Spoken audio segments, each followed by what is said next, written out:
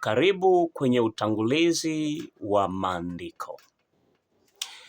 Kozi hii ni utangulizi juu ya maandiko yote, andiko ambalo zinapatikana kwenye Agano la Kale na Agano Jipya. Ni kozi ya utangulizi katika chuo chetu. Zumuni la kozi hii ni kuongeza uelewa kwa wanafunzi juu ya maandiko. Sio kwamba hamjui maandiko, maandiko mnayasoma, lakini je, mnakuwa na uelewa wa ndani katika kufafanua yale maandiko?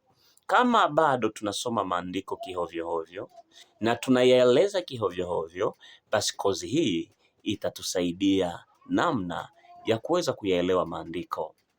Kozi hii inaanza kwa kuelezea uasili wa kipekee wa Biblia, asilia ya kipekee ya Biblia, na kisha inaonesha ni kwa namna gani Biblia ni mwongozo wenye zamani katika kuyaelewa mapenzi ya Mungu. Ina maana kwamba bila Biblia hatuwezi kuyaelewa mzuri mapenzi ya Mungu.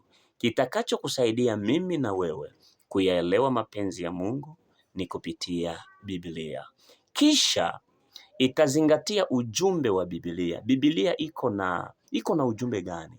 Ujumbe ni kama vile baba au mama anaishi mbali, anamtumia mwanaye envelope.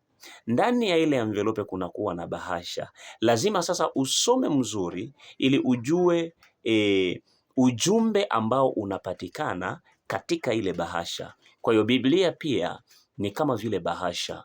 Lazima ufunue Biblia na uisome ukiongozwa na Roho wa Mungu ili upate kuzingatia na kuelewa ujumbe ulio katika Biblia. Pia utajua ufunuo wa Mungu kwa mwanadamu.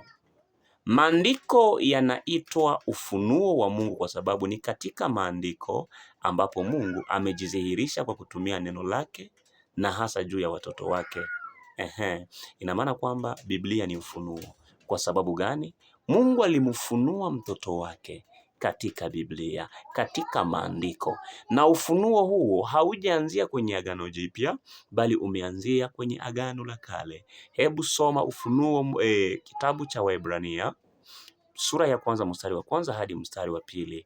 Huu ni mtiririko mfupi wa Agano Jipya na Agano la Kale. Kwa Kiswahili kingine, mimi kama vile mwalimu nikwambie kwamba hakuna utofauti kati ya Agano la Kale na Agano Jipya. Yote ni ufunuo wa Mungu kwa mwanadamu. Ila namna gani sasa wewe unaelewa ufunuo wa Mungu kwa mwanadamu kupitia Agano la Kale na Agano Jipya?